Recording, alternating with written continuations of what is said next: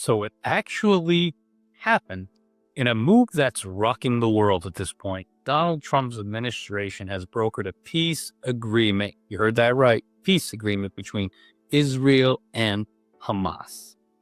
And after much negotiation, after years of devastating conflict, the fighting is officially set to end, to stop the death, the destruction, all the horrific tragedies that have been taking place after a number of years. The hostages are coming home. Praise be to God for that. So how did this secret deal really get done? And what are the shocking terms that could finally either ignite a new fire or finally bring a measure of peace to the Middle East? This is the inside story of how a high-stakes geopolitical gamble, a secret backdoor channel flights, and a 20-point plan that could change the region forever. So what's actually in this deal? We have to start asking those questions. But what's in this deal? It isn't just some plain and simple pause and fighting. It's a detailed, multi-phase plan. And phase one just kicked off on October 10th of this year. So here's what's included in the 20-point plan. There's only 10 points that we have to read, but it's a 20-point plan. Just want to point that out for all the fact checkers out there. So the first step in this is an immediate ceasefire. Both Israel and Hamas agreed to halt hostilities, with Israeli forces withdrawing to pre-designated lines in Gaza. That goes into more of a hostage exchange phase, which we're hearing all the remaining hostages are coming home. Amazing. So Hamas has committed, the deal has been signed to releasing 20 Israeli hostages, while Israel has agreed to free around 2,000, you heard that right, 2,000 Palestinian prisoners, including 250 of those 2,000 serving life sentences. Going on to the next point in the plan is the demilitarization of Gaza. The plan envisions Gaza as a de-radicalized zone, however you want to slice and dice that, a terror-free zone, as it will, with efforts to dismantle Hamas's total infrastructure of its military regime in the long term. So also the portion of the next step is going into a governance transition, a technocratic Palestinian committee, whatever that means, excluding Hamas completely. They're not even a part of the deal. They're not a part of the rebuilding. They are, and is temporarily given to Gaza under supervision of an international board of peace chaired by President Trump, the one who brokered this historic deal. So going on to that is next an international peacekeeping force for good. An international stabilization force, including troops from Egypt, Qatar, Turkey, and amazingly, the UAE. Similar partners from the other treaty in truce from the first administration of the president, which is basically the Abraham Accords or Abraham Accords, however you want to phrase it. And this will oversee the transition period, these states and these nations. And then there's the reconstruction of after all this historic tragedy, all this loss of life, all this unnecessary loss of life. And we got to get into the construction and the humanitarian aid aspect of this 20-point plan. Massive humanitarian aid and rebuilding efforts will be launched and managed by neutral international agencies. So that's good. And then also, with the war ending and troops being withdrawn and hostages being released, amnesty and safe passage for those returning to their homeland. Hamas members are offered amnesty if they disarm, and those choosing to leave Gaza for good can do so safely. Additionally, another part in this plan is the regional cooperation.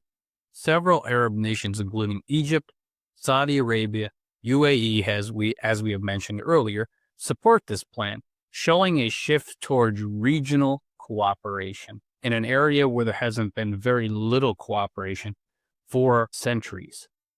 And also, this paves the way to a conditional path for Palestinian state. I know there's a lot of debate on that as well. Take it or leave it, however you wish to see it. But a long-term solution may be considered later, contingent on the Palestinian reforms and successful redevelopment of this peace treaty, of this plan.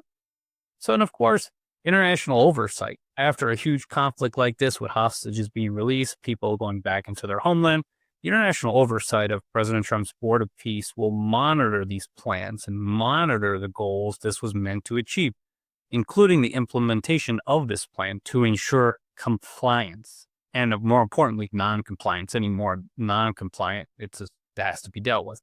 But zooming in on phase one on the ground, we have to talk about the ceasefire and military withdrawal.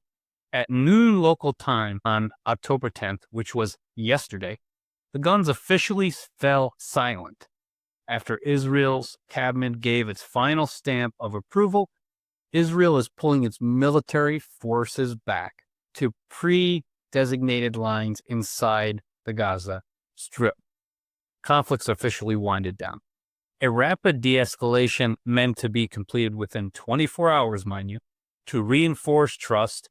International Trade Stabilization Force, led by the U.S., will oversee this complete ceasefire and investigate violations of it. So over the next 72 hours, Hamas will release all remaining hostages. All of them. You heard that right. 20 alive, and the other remains of the 28 others. We wish they would all have come home alive, but 20 officially are alive, and the other 28, although no longer with us, having remains of those hostages, that other 28 will be as well released. While Israel releases around 2,000 Palestinian prisoners, 250 life-term prisoners, 250 of those life terms, this exchange is the emotional heart of the deal. And of course, one of the most significant ones, the prisoner exchange as well, and any remaining hostages. So also zooming into like a lot of what's going on, the deal aims, the humanitarian aid part of this is going to be huge and historic. So the deal aims to flood Gaza with food, medicine, and essentials that have been basically either hard to get to or with various mixed news reports are being just not accessible to the people of Gaza. Now that it's over, those areas are going to be flooded with what they need, again, stabilizing region and rebuilding the trust after this brutal conflict is winding down. So now we'll get into the governance of it. So Hamas has agreed to hand over administration to independent technocrats. And this was a sticking point because Hamas was saying they weren't gonna relinquish command over this state or Palestine. They weren't gonna do it. And when President Trump heard that, he said, well, if they're not going to do it and they're not going to abide by the deal, it's going to lead to total obliteration. And well, what do you know? We have a deal now. So that's all we want to say. So long-term goals includes Gaza's demilitarization. Though weapons and tunnels are deferred to later stages in this plan, it's still historic. It's still something that everyone you talk to is praising that this needed to happen. And it's really, really incredible. And we can't understate that.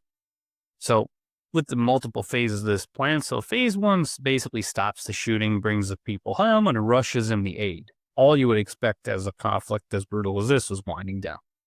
But it punts on Hamas's weapons to the ultimate political future of Gaza, and we'll see how that's going to work out. So that was the what. So now let's get to the how portion of this plan. So inside those secret negotiations, so how on earth, many of our perseverance pioneers are out there asking, how on earth did this deal happen? Did this negotiation happen? Did this settlement happen? So for months, any talk of any real deals were basically laughed out of the room. It was basically a fantasy. Like this was going nowhere. Don't even try. It's not even worth the effort. But the president tried, and the president kept pushing and pushing and pushing. It was tough on both sides, frankly. And what needed to happen. So for months, any talk of this deal was a fantasy.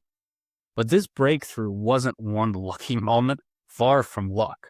We've luck out of it. It took a lot of work. It was the result of a relentless, high-pressure campaign of, folks call it, shuttle diplomacy, led by the USA.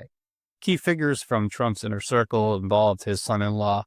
Everybody knows the very famous and controversial person that should have not or been in the first administration, Jared Kushner. Great envoy, Steve Witkoff, which played a central role. Can't underpin how essential he was to all this. And they weren't using traditional diplomatic channels. Instead, flew constantly between Tel Aviv, Cairo, Doha, acting as a direct line to the president. Direct to direct conversation. None of this backdoor deal. No, direct channels. And it seemed to work. We have a deal now. So this allowed them to quickly make those decisions and cut through the government red tape, because government is supposed to make things more efficient, but most of the time it just makes things inefficient in the bureaucratic method. So the American strategy had two main prongs. There's two ways that this cat was skinned. So number one, the Arab world coordination. The president's relationship with the Arab world is one as it's being historic. It's one that led to this deal happening. The U.S. leaned on Qatar and Egypt and longtime mediators with Hamas to deliver a single unified message. The UAE and Saudi Arabia joined in, signaling to Hamas that they risked regional isolation if they didn't negotiate. And when these are some of your best and biggest partners and allies in the area, you weigh those conversations very seriously, I would hope so. So this coalition eventually included European powers, even Russia.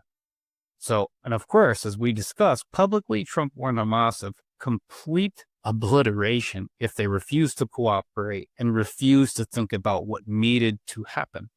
Privately, he assured Benjamin Netanyahu, Bibi, regional leaders that the U.S. would hold Israel to its side of the bargain just as much as it was holding Hamas to its side of the bargain. So this combination of pressure and guarantees made a deal even possible. Sources say the negotiations nearly collapsed a handful of times. Failure is part of the process in anything, but precise leverage on both sides forced the agreement. Hostages became a liability for Hamas, while Israel's political pressure made returning them imperative to this deal getting done. So we went through basically the what, now the how, and of course now let's get into the most important section, the why. So what were some of the motivations and endgame behind all of this happening? So deals this big just don't happen, and they certainly don't happen overnight, or they certainly just don't appear out of thin air. Every party had to gain or avoid complete annihilation or disaster. So that could be a motivating factor right there. So for Hamas, it was pure and simple, survival. Arab neighbors and the international community pressured them to compromise. Hostages had become a liability, and Trump's credible threat of full-scale attack forced their hand in ways that were unprecedented, which what just happened to Iran just a few short months ago. Nobody was calling President Trump's bluff on that. So for Israel, the public demanded hostages to be returned, living or remains, bringing home 20 living citizens and giving closure to the other 28 families outweighed the objections to releasing 2,000 prisoners. So, and what Trump had managed to do. And for the president, the validation of his deal maker approach, which it is, this builds on the Abraham Accords, or Abraham Accords, however you want to slice and dice it. And this demonstrates his transactional, results-oriented diplomacy, or you can call it the Trump doctrine, as we pointed here on the Perseverance Mindset podcast, prioritizing immediate action over long-term political settlement. We want things done, and we want them done right now. No more waiting. Simple, plain and simple. So what is going to be next with this deal and everything that's happening? What is the next step after all this? We've talked about the who, the what, the why. So what's next? So this deal is historic. Can't underpin that. It can't be discussed enough. But it's fragile. So fragile. It's like you ever walk across a thin sheet of ice and you're not sure how thin it is. But U.S. foreign policy shift. Two-state solution frameworks are effectively paused with this deal. The deal prioritizes crisis management over ideological resolution. And many people felt that's the direction needed to go, so that's where it went. So let's get into more of the regional impact. The Sunni Arab states realign, weakening Iran's influence in Gaza, plain and simple. Not like Iran was top of mind to the president to begin with after everything they had gone through, but that is in the past. Now we're moving forward. So lingering questions with this deal. So Hamas still has weapons. They're a brute force and organization for terror. They're going to. Demilitarization lacks timeline or mechanism. So they still have weapons, but they don't have any timeline. They don't have any mechanisms for it. This transitional authority it's kind of vague, but who appoints technocrats? That's a question. And core issues like Palestinian statehood, Gaza's final status, and the refugee rights are deferred. But enforcement is untested.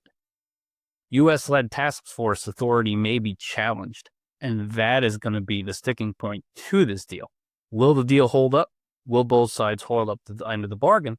And that is going to make the difference, to make or break here. So there's no denying it. This agreement brokered by the president is historic.